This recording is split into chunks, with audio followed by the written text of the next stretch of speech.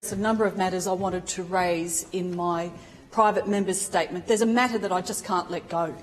The Premier's statement this morning that was demeaning to her role, but more significantly demeaning to women, the women involved, needs to be called out. How is it that the leader of Queensland thinks it's appropriate to cast a slur against women for how they look? And these women in particular have done so much to help others. They've worked tirelessly in the area of domestic violence and support.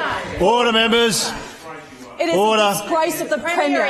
It's order, members. Maroochydore. Mr Deputy Speaker, it is outrageous, the statement that the Premier made. It's outrageous that there are ministers defending these statements. They are indefensible. The Premier should come in here and apologise. She should. I hear a laugh up the back. Are you kidding? Mr Deputy Speaker, it is outrageous. The Premier needs to apologise to these women. Women have done so much in our community. To single them out and demean them on the basis of how they look. And interestingly, the Premier didn't single out the men in the photos, their husbands. It was the women she went after. Surely in this day and age, people have learned this is inappropriate, and the Premier of all people should be setting the standard, leading by example. She must come in here and apologise. She must apologise to these women and Queenslanders. We expect better. It's time that she upheld the standard. She sprouts and walks the walk. It is completely inappropriate. It is, and I am actually quite disgusted that there are members opposite who have laughed, who tried to laugh this off. It is not a laughing matter. Call it out. Premier, apologise. I'll take that interjection and expose order, member for Bancroft. They are defending the indefensible. I want to.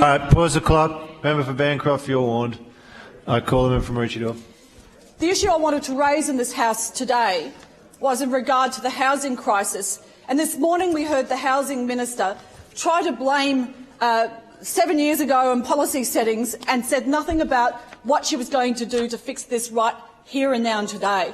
The Auditor-General has called out the lack of targets and actions that are measurable and able to deliver against the area of need. Every day we see stories in our local community, and every day in elected offices, and I know my own, we're hearing the stories of everyday Queenslanders on the Sunshine Coast, where there's about 0.4% vacancy rate, and the hardship that people are feeling. This government has not delivered social housing or policies that enable housing to be built in a timely way in the market. Order.